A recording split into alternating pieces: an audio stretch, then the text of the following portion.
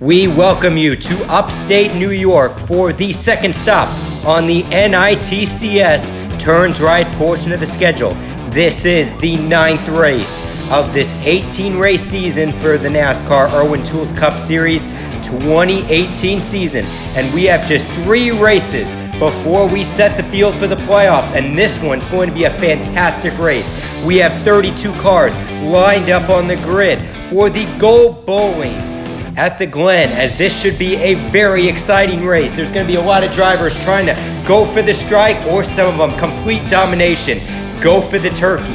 And today, that big match will be in the shape of a road course, as we have a lot of twists and turns around this over 2.5 mile course.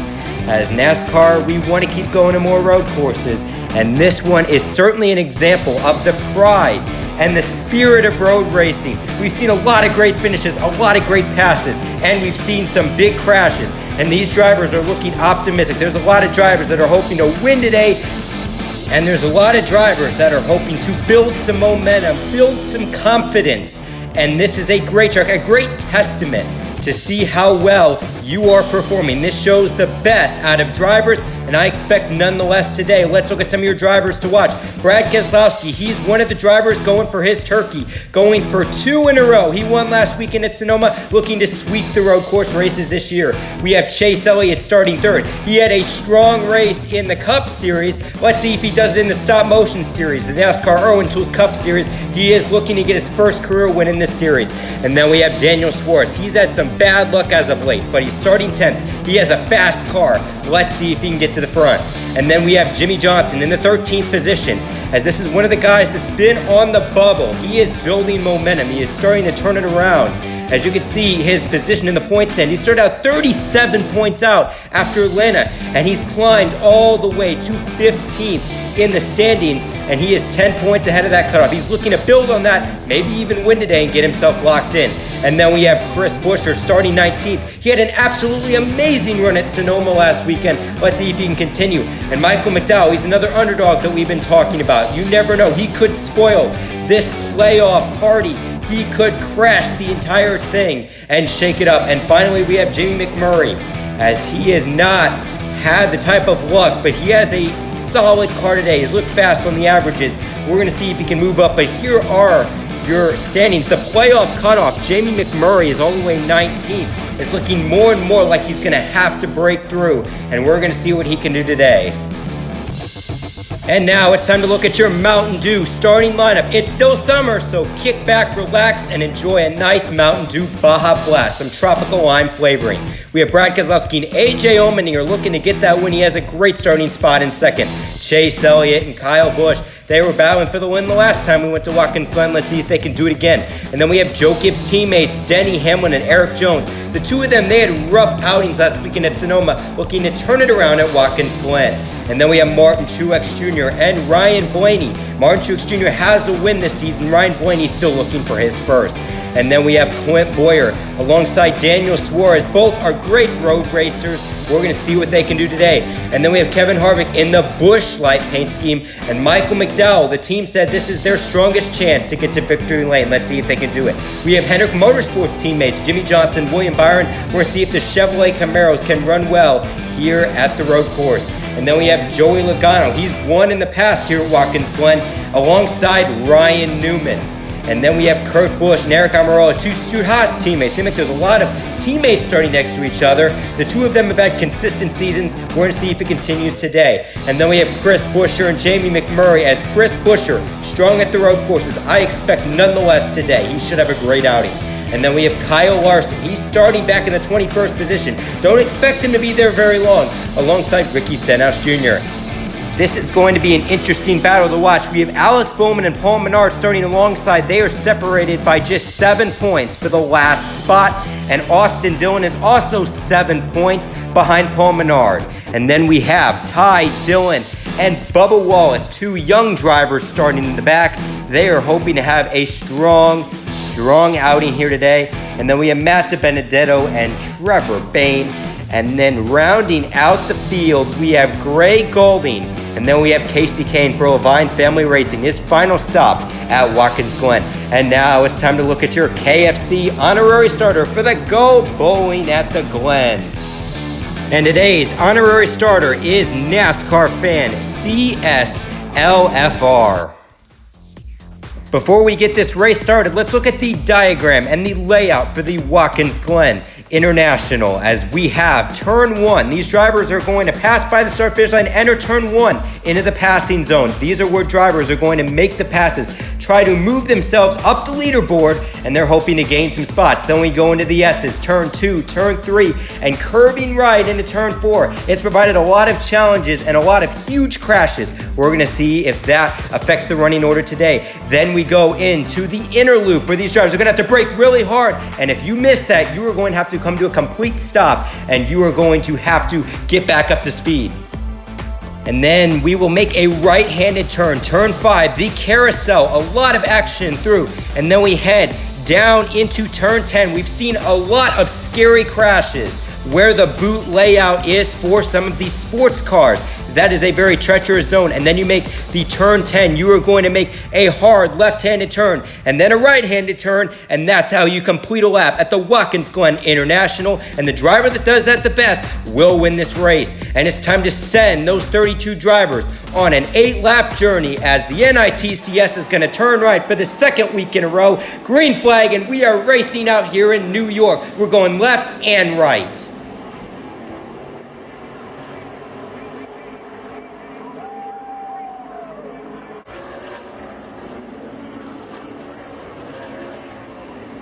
As we head down into the inner loop, Chase Elliott gives Brad Keselowski a nudge, and you can see Daniel Suarez getting nudged out of the way by Kevin Harvick as this was an absolutely chaotic restart. Aj Allmendinger has fallen all the way back to the 10th position, and that is not going to help him as Brad Keselowski gets nudged out of the way. He almost lost the amount of racetrack on there, and now he's battling for third with Eric Jones and Kyle Busch trying to see if he can hound down Chase Elliott. And Daniel Suarez 3 wide on Jimmy Johnson and William Byron. What an amazing move, especially heading into turn 1, completing it before turn 1, which was even more remarkable. And you can see they are turning down the inner loop and now into the carousel. Eric Jones gets the run on Brad Keselowski, bumps him up the racetrack, and he's going to lose possibly a spot to Denny Hamlin now as they make that right-handed turn. It looks like Denny Hamlin's going to have the advantage. Heading down now, lap 3 out of 8. And Martin Truex Jr., oh my goodness, what a move by Martin Truex Jr. as he is going to move into the 4th position now, battling Denny Hamlin as they enter the S's. A lot of drivers still side by side into this treacherous zone. Chase Elliott still has the lead. Denny Hamlin, Martin Truex Jr. still battling as the drivers trying to master that inner loop. Make sure you don't make any mistakes. This is a very critical zone. A lot of crashes, a lot of incidents can happen, and it looks like everyone's going to go through clearly.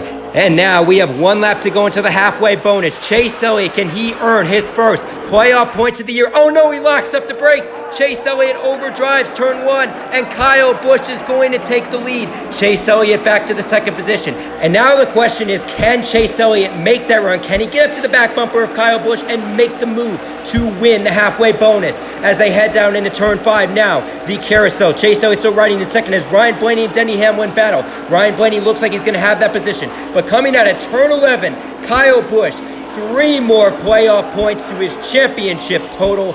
Kyle Busch wins the halfway bonus here at Watkins Glen as he is building his run towards the championship. And Ricky Stenhouse Jr. clips Ryan Newman in turn 11.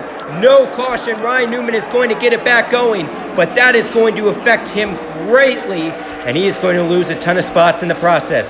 Heading down through the inner loop again and through the carousel. These drivers trying to make it through smoothly as we're going through the field. Kyle Larson, he is moving steadily through the field. He has a fast car, and you can see that right here. And we have Austin Dillon, Alex Bowman, and Paul Menard still battling.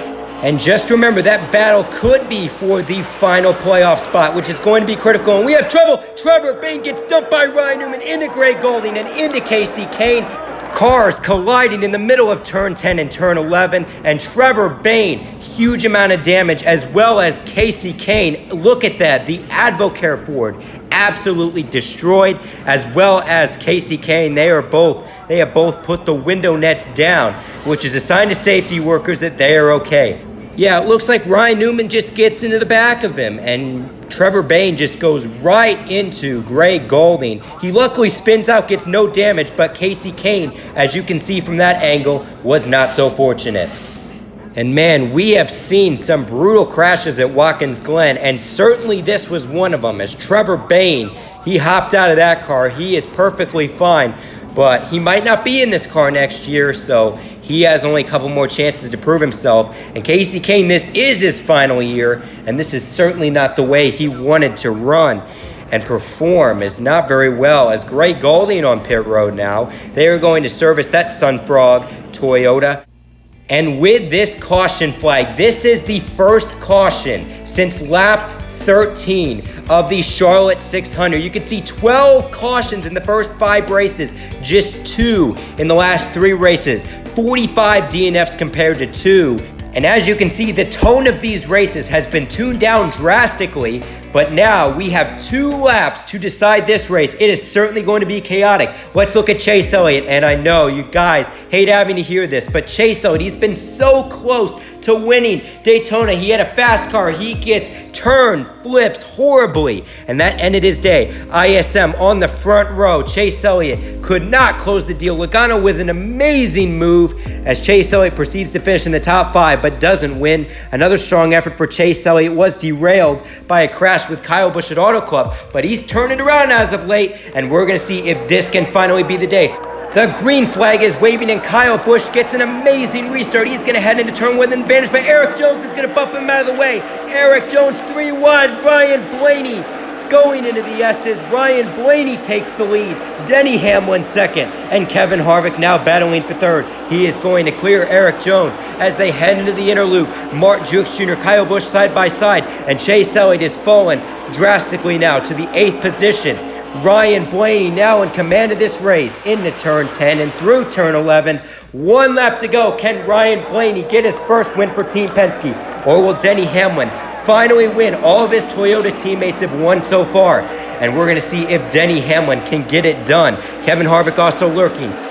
As they enter through the inner loop, Ryan Blaney still has the lead, but Denny Hamlin gives him a nudge. They are side by side, but Ryan Blaney is still going to have the preferred line as they enter through the carousel in turn 5. Denny Hamlin now looking low, trying to give him the bump, and now he's going to turn him. Ryan Blaney sliding sideways. Truex cannot brake hard enough. Another chaotic finish at the Glen, and Denny delivers here at Watkins Glen and wins the second half of the NITCS Turns Right portion of the schedule. And Denny Hamlin finally wins for Toyota and Joe Gibbs Racing. Let's watch this amazing finish again. As you can tell, tough battling between Ryan Blaney and Denny Hamlin, as Ryan Blaney has him, but Hamlin gets a run and he gives him the bump, and Ryan Blaney, Truex, hard hit for them. You can tell that was not a very good hit, and luckily they are okay in climbing out of the car, but Denny Hamlin wins here at Watkins Glen. And now for everybody at FedEx, Joe Gibbs and the entire 11 team, Denny Hamlin doing his burnout here for the fans, but it is getting met with mixed reactions.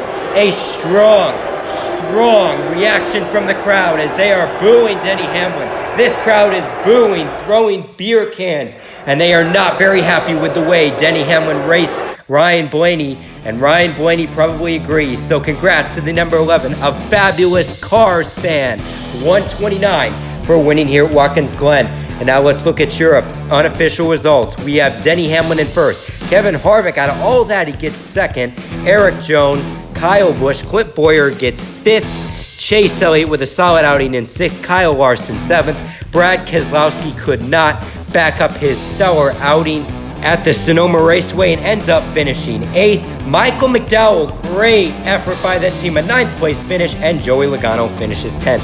Daniel Suarez in 11th. Then we have Aj Allmendinger, Jimmy Johnson finishes 13th. Then we have Kurt Busch.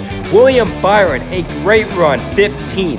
His first time at the Watkins Glen road course. Great improvement from last weekend. And then we have Chris Buescher, Eric Almirola, Ricky Stenhouse Jr. in 18th, Jamie McMurray 19th. And you can see Austin Dillon. He finished the highest of the drivers on the bubble. Austin Dillon, Alex Bowman, and Paul Menard. And ironically, they finished 21st and 22nd. So that means Austin Dillon gains 2 points on Paul Menard, and Alex Bowman gains 1. But Paul Menard's still in the driver's seat for that final spot. Ty Dillon in 23rd. And then we have David Reagan, Bubba Wallace, and you can see down here, Ryan Blaney in 29th gets a DNF. And Martin Truex Jr., it seems like it's checkers or wreckers. It's either he finishes in the top 5 or he wrecks out. And this is another race where he wrecks out. Just a shame for him. And then we have Trevor Bayne and Casey Kane rounding out the field. So now let's look at your point standings. After race 9 Watkins Glen, just 2 races until the playoffs.